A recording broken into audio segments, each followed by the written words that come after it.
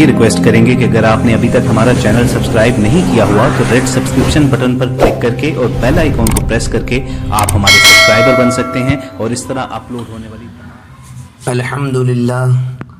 अल्हम्दुलिल्लाह नहमदुहु व नस्तईनुहु व नस्तगफिरुहु व नु'मिनु बिही व नतवक्कलु अलैहि व नऊज़ु बिल्लाहि मिन शुरूरि अनफुसिना व मिन सय्यिआति अअमालिना मन यहदिहिल्लाहु फला मुज़िल्ल लहु व मन युज़लिलहु फला हादिय लहु ونشهد أن لا إله إلا الله وحده لا شريك له ونشهد أن محمدا عبده ورسوله وصلى الله تعالى على خير خلقه محمد وعلى آله وصحبه أجمعين أما بعد فأعوذ بالله من الشيطان الرجيم بسم الله الرحمن الرحيم إن عدة الشهور عند الله 12 شهرا في كتاب الله يوم خلق السماوات والأرض منها 4 حرم ذلك الدين القيم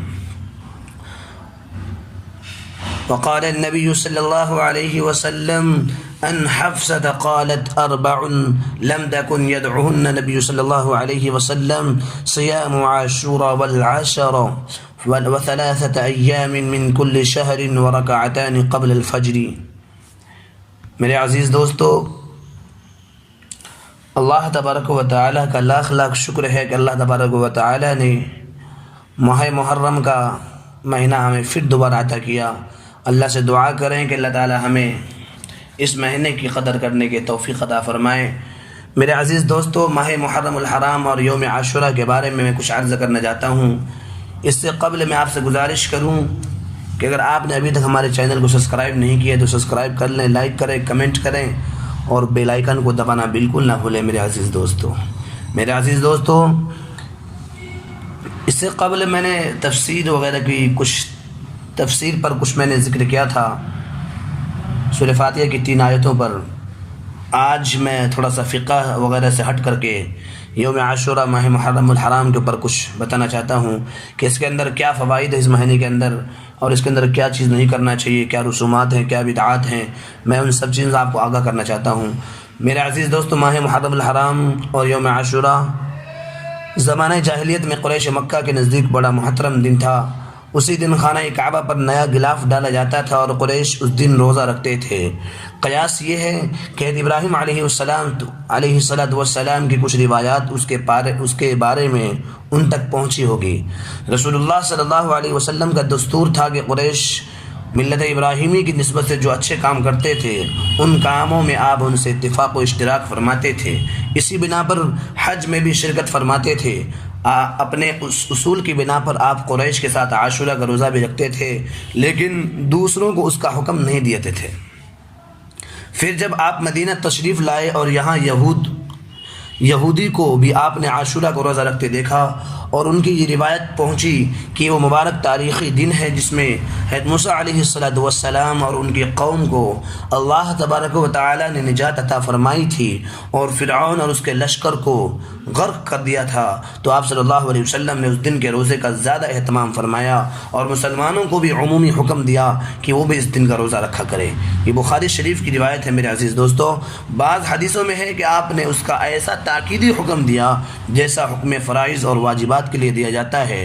چنانچہ بخاری و مسلم میں سلمہ بن الاکوع اور ربیع بنت معوذ بن عفرہ سے مروی ہے کہ رسول اللہ صلی اللہ علیہ وسلم نے یوم عاشوراء کی صبح مدینہ منورہ کے آس پاس کی ان بستیوں میں جن میں انصار رہا کرتے تھے یہ اطلاع بھجوائی کہ جن لوگوں نے ابھی تک کچھ کھایا پیا نہ ہو وہ آج کے دن روزہ رکھیں، اور جنہوں نے کچھ کھا پی لیا ہو وہ بھی دن کے باقی حصے میں کچھ نہ کھائیں بلکہ روزے داروں کی طرح رہیں۔ بعد میں جب رمضان المبارک کے روزے فرض ہوئے تو عاشوراء کے روزے کی فرضیت منسوخ ہو گئی اور اس کی حیثیت ایک نفل روزہ کی رہ گئی۔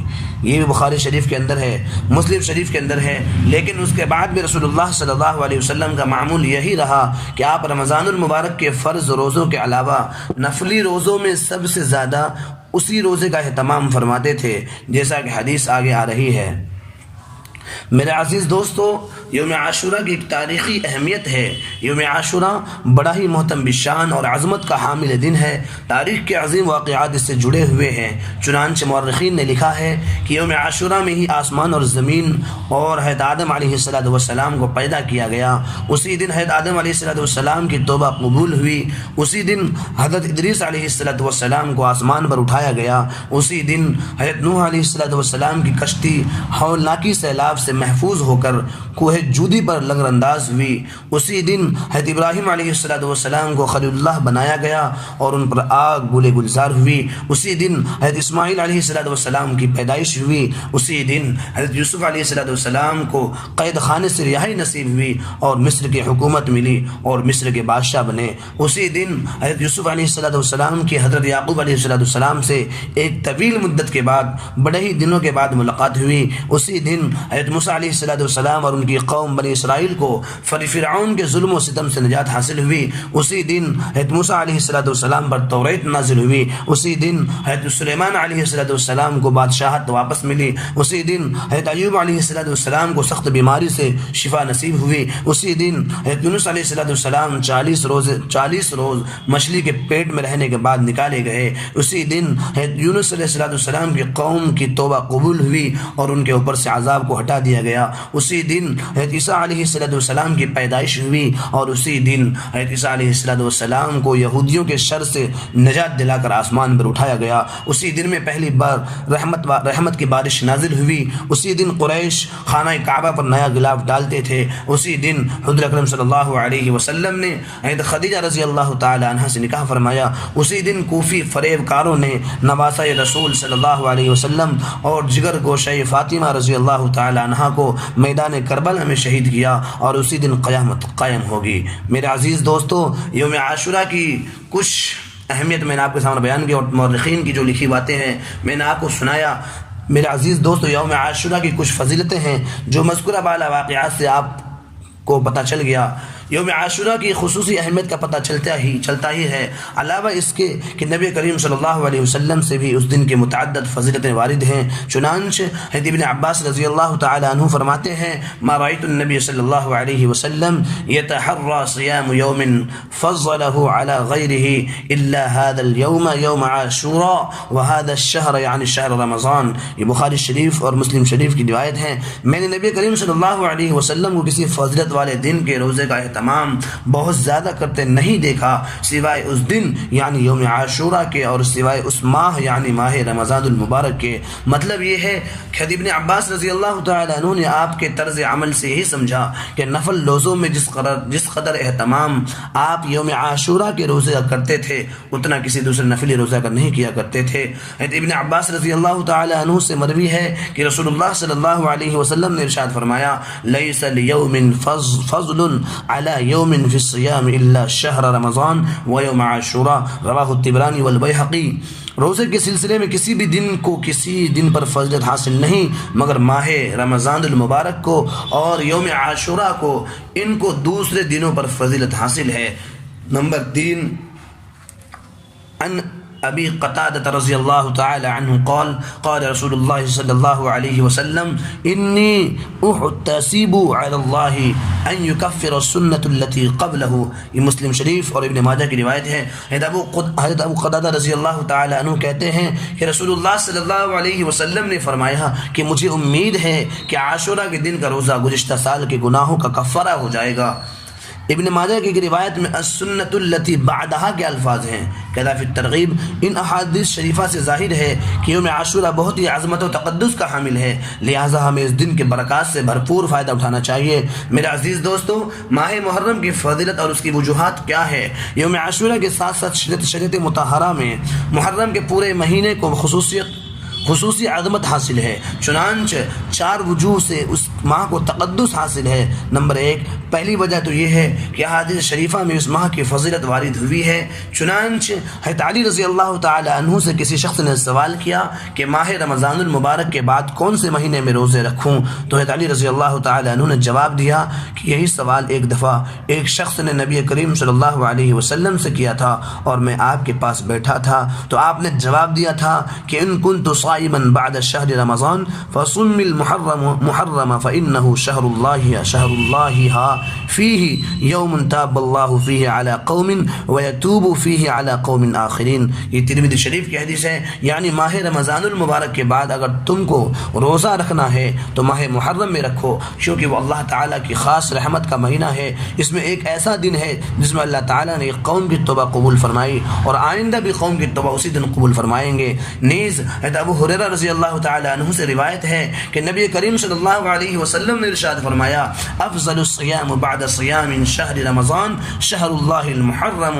یہ ترمذی شریف کی روایت ہے. یعنی ماہ رمضان المبارک کے روزے کے بعد سب سے افضل روزہ ماہ محرم الحرام کا ہے. اسی طرح ابن عباس رضی اللہ تعالی عنہ سے روایت ہے کہ نبی کریم صلی اللہ علیہ وسلم نے ارشاد فرمایا من صام یوما من المحرم فلہ بکل یوم 30 یوما. یعنی جو شخص محرم کے ایک دن میں روزہ رکھے اور اس کو ہر دن کے روزے کے بدلے 30 روزہ رکھنے کا ثواب ملے گا. میرے عزیز دوستو، کتنی بڑی اہمیت ہے محرم الحرام کے 10ویں تاریخ کے روزے کا. مندرجہ بالا حدیث شریفہ سے دوسری وجہ یہ معلوم ہوئی کہ یہ شہر اللہ ہے، یعنی اللہ تعالیٰ کی خاص رحمتوں کا مہینہ ہے. تو اس ماہ کی اضافت اللہ کی طرف کرنے سے اس کی خصوصی عظمت و فضیلت ثابت ہوئی. تیسری وجہ یہ ہے کہ یہ مہینہ اشہر و حرم، یعنی ان 4 مہینوں میں سے ہے جن کو دوسرے مہینوں پر ایک خاص مقام حاصل ہے. وہ 4 مہینے یہ ہیں ذی قعدہ، ذی الحجہ، محرم الحرام، رجب المرجب. یہ بخاری شریف کی روایت سے ہے. چوتھی وجہ یہ ہے کہ اسلامی سال کی ابتدا اسی مہینے سے ہے. اسلامی سال کی ابتدا اسی مہینے سے ہے. چنانچہ امام غزالی لکھتے ہیں کہ ماہ محرم میں روزوں کی فضیلت کی وجہ یہ ہے کہ اس مہینے سے سال کا آغاز ہوتا ہے، اس لیے اسے نیکیوں سے معمور کرنا چاہیے، نیکیوں سے بھرنا چاہیے، اور خدا بند قدوس سے توقع رکھنی چاہیے کہ وہ ان روزوں کی برکت پورے سال رکھے گا. یوم عاشورہ میں کرنے کا کام. میرے عزیز دوستو، یوم عاشورہ کے دن ہمیں کیا کرنا چاہیے؟ احادیث طیبہ سے یوم عاشورہ میں صرف 2 چیزیں ثابت ہیں. نمبر 1 روزہ، جیسا کہ اس سلسلے میں روایت گزر چکی ہے، لیکن یہ بات یاد رکھنی چاہیے کہ احادیث میں نبی کریم صلی اللہ علیہ وسلم نے کفار و مشرکین کی مشابہت اور یہود و نصارہ کی بود و باش اختیار کرنے سے منع فرمایا ہے. اس حکم کے تحت چونکہ تنہا یوم عاشورہ کا روزہ رکھنا یہودیوں کے ساتھ اشتراک اور مشابہ اختیار کرنا ہے، دوسری طرف اس کو چھوڑ دینا اس کی برکت سے محرومی کا سبب تھا. اس لیے اللہ تعالیٰ کی مقدس پیغمبر صلی اللہ علیہ وسلم نے ہمیں یہ تعلیم دی کہ یوم عاشورہ کے ساتھ ایک دن کا روزہ اور ملا لو.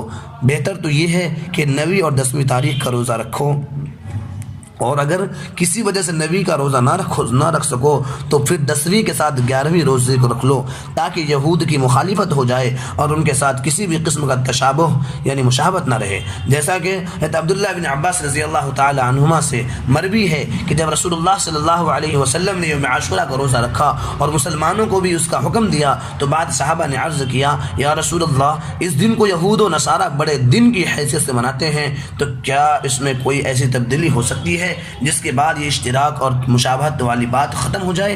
تو آپ صلی اللہ علیہ وسلم نے ارشاد فرمایا فَإِذَا كَانَ الْعَامُ الْمُقْبِلُ إِنْ شَاءَ اللَّهُ ضمنا اليوم التاسع قال فلم يأت العام المقبل حتى توفى رسول اللہ صلی اللہ علیہ وسلم. یہ مسلم شریف کی روایت ہے.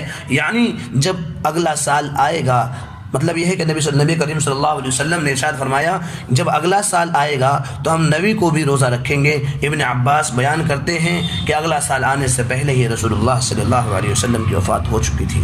میرے عزیز دوستو، جو کچھ میں نے بیان کیا آپ غور سے سنیے. میرے عزیز دوستو، اہم فائدہ یہ ہے کہ بعض فقہاء نے لکھا ہے کہ صرف یوم عاشورہ کا روزہ رکھنا مکروہ ہے، لیکن علامہ انور شاہ کشمیری رحمۃ اللہ علیہ نے فرمایا ہے کہ عاشورہ کے روزہ کی 3 شکلیں ہیں. نمبر 1 9ویں 10ویں اور 11ویں تینوں کا روزہ رکھا جائے.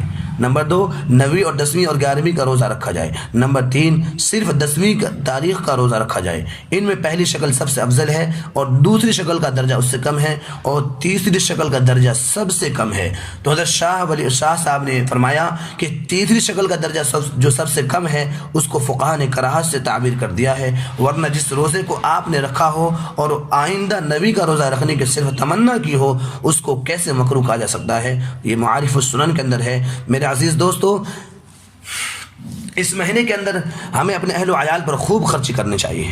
شریعت اسلام نے اس دن کے لیے دوسری تعلیم دی ہے کہ اس دن اپنے اہل و عیال پر کھانے پینے میں خوب خرچ کرنا چاہیے، اچھا کھانا کھلانا چاہیے، کیونکہ اس عمل کی برکت سے تمام سال اللہ تعالیٰ رزق کے دروازے کھول دیتے ہیں۔ چنانچہ ابو ہریرہ رضی اللہ تعالیٰ عنہ سے روایت ہے کہ رسول اللہ صلی اللہ علیہ وسلم نے ارشاد فرمایا، من اوسع علی عیالہ و اہلہ یوم عاشوراء اوسع اللہ علیہ سائر السنن، رواہ البیہقی۔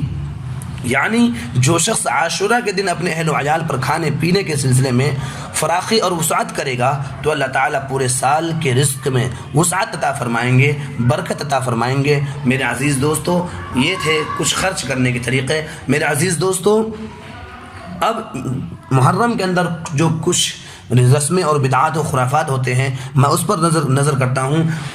اوپر کی تفصیل سے یہ بات معلوم ہو گئی کہ ماہ محرم اور یوم عاشورہ بہت ہی بابرکت اور مقدس مہینہ ہے، لہٰذا ہمیں چاہیے کہ اس باعظمت مہینے میں زیادہ سے زیادہ عبادت میں مشغول ہو کر خدا تعالیٰ کی خاص رحمت کا اپنے کو مستحق بنائیں۔ مگر ہم نے اس مبارک مہینے کو خصوصاً یوم عاشورہ کی طرح کی خود تراشیدہ رسومات و بدعات کا مجموعہ بنا کر اس کے تقدس کو اس طرح پامال کیا کہ الامان والحفیظ، اس ماہ میں ہم نے اپنے کو چند خرافات کا پابند بنا کر بجائے ثواب حاصل کرنے کے الٹا مصیبت میں پھنس گئے۔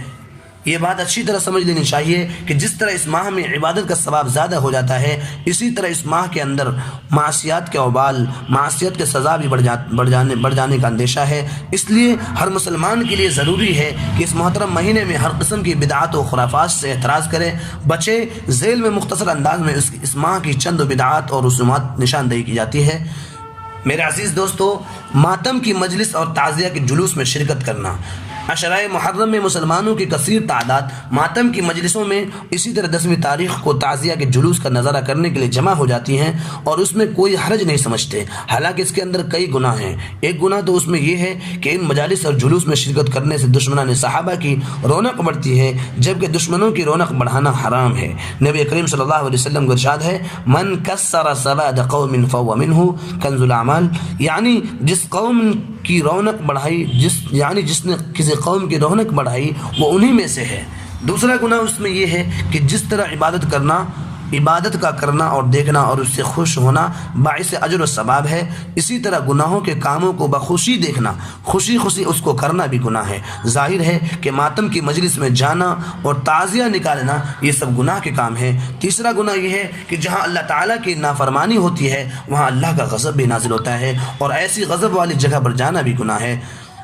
غرض کہ ان مجلسوں اور جلوسوں سے بھی احتراز کرنا لازم اور ضروری ہے۔ میرے عزیز دوستوں، کتنے لوگ 10ویں محرم کو چھٹی کر لیتے ہیں۔ یوم عاشورہ کو چھٹی کرنے میں کئی قباحتیں ہیں۔ مثلا پہلی قباحت تو یہ ہے کہ اس دن چھٹی کرنا روافض اور اہل تشیع کا شعار ہے، اور غیروں کے شعار سے اجتناب لازم ہے، کیونکہ حدیث میں ہے من تشبہ بقوم فهو منہ، یہ مشکوٰۃ شریف کی حدیث ہے، جس شخص نے کسی دوسری قوم کی مشابہت اختیار کی وہ انہی میں سے ہے۔ دوسری قباحت یہ ہے کہ اس دن چھٹی کر کے ہم لوگ بیکار اور بے ہمتی کا مظاہرہ کرتے ہیں، جبکہ اہل تشیع اپنے مذہب کے لیے بے پناہ مشقت اور سخت محنت کا مظاہرہ کرتے ہیں۔ تیسری خرابی یہ ہے کہ چھٹی کرنے کی وجہ سے اکثر مسلمان تعزیہ کے جلوس میں چلے جاتے ہیں، اور تعزیہ کے جلوس میں شرکت کی خرابیاں بتائی جا چکی ہے۔ میرے عزیز دوستو، یہ تو کچھ خرابیاں تھیں۔ میرے عزیز دوستو، کچھ لوگ کیا کرتے ہیں، 10ویں محرم کو کھچڑا پکاتے ہیں۔ بعض لوگ محرم کے 10ویں تاریخ کو کھچڑا پکاتے ہیں، یہ بالکل ناجائز اور سخت گناہ ہے۔ البدایہ والنہایہ کے اندر لکھا ہے، سیدنا حضرت حسین رضی اللہ تعالیٰ عنہ کی شہادت کی خوشی میں خوارج 10ویں محرم کو مختلف اناج ملا کر پکاتے تھے، فکانوا الی یوم عاشوراء یطبخون الحبوب، البدایہ والنہایہ۔ معلوم ہوا کہ اس دن کا کھچڑا پکانا رسول اللہ صلی اللہ علیہ وسلم کے اہل بیت سے دشمنی رکھنے والوں کی ایجاد کردہ رسم ہے۔ اہل بیت سے الفت و محبت رکھنے والوں کو اس رسم بعد سے بچنا بہت ضروری ہے۔ میرے عزیز دوستو، کچھ لوگ کیا کرتے ہیں، کھانا پکا کر ایصال ثواب کرتے ہیں۔ میرے عزیز دوستو، محرم کے مہینے میں خصوصاً 9ویں 10ویں 11ویں تاریخ میں بعض لوگ کھانا پکا کر حضرت حسین رضی اللہ تعالیٰ عنہ کی روح کو ایصال ثواب کرتے ہیں۔ یہ طریقہ بھی بالکل غلط اور کئی قباحتوں کا مجموعہ ہے۔ جن ارواح کو، جن روح کو ایصال ثواب کیا جاتا ہے، اگر ان کو نفع نقصان کا مالک سمجھا گیا اور اور ان اکابر سلف کے نام سے وہ کھانا پکایا گیا تو یہ شرک ہے، اور ایسا کھانا ما اہل بہ لغیر اللہ میں داخل ہونے کی وجہ سے حرام ہے، ما اہل بہ لغیر اللہ میں داخل ہونے کی وجہ سے حرام ہے۔ عموماً یہ خیال کیا جاتا ہے کہ جو چیز صدقہ دی جاتی ہے میت کو بعین ہی وہی نہیں ملتی، حالانکہ یہ خیال بالکل باطل ہے۔ میت کو وہ چیز نہیں پہنچتی بلکہ اس کا ثواب پہنچتا ہے۔ یہ سارے ثواب میں اپنی طرف سے قیود لگا لی ہیں، یہ یعنی صدقہ کی متعین صورت میں، یعنی کھانا، مہینہ متعین، دن متعین، حالانکہ شریعت نے ان چیزوں کی تعین نہیں فرمائی ہے۔ جو چیزیں چاہیں جب چاہیں صدقہ کر سکتے ہیں، جب چاہیں کھانا کھلا سکتے ہیں۔ شریعت کی دی ہوئی آزادی پر اپنی طرف سے پابندیاں لگانا گناہ اور بدعت ہے، بلکہ شریعت میں مداخلت ہے۔ میرے عزیز دوستو، کچھ لوگ تو کھانا پکا لیتے ہیں اور کچھ لوگ کیا کرتے ہیں، راستے پر بیٹھ جاتے ہیں پانی یا شربت لے کر کے۔ بعض لوگ محرم کی 10ویں تاریخ کو پانی کی یا شربت کی سبیل لگاتے ہیں اور راستوں چوراہوں پر بیٹھ کر گزرنے والوں کو وہ پانی یا شربت پلاتے ہیں، تو اگرچہ پانی پلانا باعث ثواب اور نیکی کا کام ہے، لیکن عمل بھی مندرجہ بالا پابندیوں کی وجہ سے بدعت اور قابل ترک ہے۔ میرے عزیز دوستو، آپ پہلے بھی لگا سکتے ہیں، یہ ضروری نہیں ہے کہ 10 محرم کو ہی لگائیں، اس لیے قابل ترک ہے، ایسی چیزیں نہیں کرنا چاہیے، بدعت اور گناہ ہے۔ کچھ لوگ کیا کرتے ہیں میرے عزیز دوستو، 10 محرم کو مٹھائی تقسیم کرتے ہیں۔ میرے عزیز دوستو، بعض جگہوں پر یہ بھی رواج ہے کہ 10 محرم کو مٹھائی وغیرہ مسجدوں میں لا کر یا گھروں میں ہی تقسیم کر دیتے ہیں، یہ امر بھی معصیت اور خلاف شریعت ہے۔ اب میرے عزیز دوستو، کچھ لوگ کیا کرتے ہیں، 10 محرم کو عید کی طرح زیب و زینت کیا کرتے ہیں، جس طرح عید کے اندر زیب و زینت کرتے ہیں اسی طرح اس دن بھی کرتے ہیں۔ بعض حضرات یوم عاشورہ میں عید کی طرح زیب و زینت اختیار کرتے ہیں، یہ بھی بدعت ہے، اور بعض حضرات جواز کے قائل ہیں اور تائید میں حدیث پیش کرتے ہیں، مگر جواز پر دلالت کرنے والی تمام احادیث موضوع ہیں۔ میرے عزیز دوستو، ماہ محرم میں نکاح کرنا کیسا ہے؟ اس سلسلے میں اصل گفتگو یہ ہے کہ یہ مہینہ معظم و محترم ہے یا منحوس۔ شیعہ حضرات اس ماہ کو منحوس سمجھتے ہیں، اور وجہ اس کی یہ ہے کہ ان کے نزدیک شہادت بہت بری چیز ہے اور منحوس والی چیز ہے، اور چونکہ حضرت حسین رضی اللہ تعالیٰ عنہ کی شہادت اس میں ہوئی، اس لیے وہ لوگ اس میں کوئی تقریب اور خوشی کا کام، شادی وغیرہ نہیں کیا کرتے ہیں۔ اس کے برخلاف سنیوں کے نزدیک یہ مہینہ معظم و محترم اور فضیلت والا ہے۔ محرم کے معنی ہی پرعظمت اور مقدس کے ہیں، جیسا کہ بالتفصیل مضمون کی ابتدا میں بیان کیا گیا ہے۔ جب یہ بات ثابت ہو گئی کہ یہ مہینہ اور دن افضل ہے تو اس میں نیک اعمال بہت زیادہ کرنی چاہیے۔ نکاح وغیرہ، خوشی وغیرہ کی تقریبات بھی اس میں زیادہ کرنی چاہیے۔ نکاح وغیرہ، خوشی وغیرہ تقریبات بھی اس میں زیادہ کرنی چاہیے، اس میں شادی کرنے سے برکت ہوگی انشاءاللہ۔ اس مہینے میں شادی کو منحوس سمجھنا شیعہ ذہنیت سے ہے، جس سے پرہیزی کرنا ضروری ہے۔ میرے عزیز دوستو، اس مہینے کے اندر جتنا چاہیں آپ خوشی منائیں، جتنی چاہے شادی کریں۔ اللہ تعالیٰ سے دعا کرتے ہیں کہ اللہ تعالیٰ ہم سبوں کو اس مہینے کی قدر کرنے کی توفیق عطا فرمائے، اور مہینے کے اندر جو بدعات و خرافات ہے ان سب سے بچنے کی توفیق عطا فرمائے۔ میرے عزیز دوستو، اگر آپ نے ابھی تک ہمارے چینل کو سبسکرائب نہیں کیے ہیں تو سبسکرائب کر لیں، لائک کریں، کمنٹ کریں، اور آج کے لیے اتنا ہی کافی۔ اللہ تعالیٰ ہم سب کو دین کی صحیح سمجھ عطا فرمائے، اور ہر قسم کے گناہوں اور معصیتوں سے محفوظ فرمائے، اور ہر قسم کے بدعات و خرافات سے ہم تمام امت مسلمہ کی حفاظت فرمائے۔ اللہ حافظ۔ السلام علیکم۔ NH قاسمی۔ یہ ریکویسٹ کریں گے کہ اگر آپ نے ابھی تک ہمارا چینل سبسکرائب نہیں کیا ہوا تو ریڈ سبسکرپشن بٹن پر کلک کر کے اور بیل آئیکن کو پریس کر کے آپ ہمارے سبسکرائبر بن سکتے ہیں، اور اس طرح اپلوڈ ہونے والی تمام ویڈیوز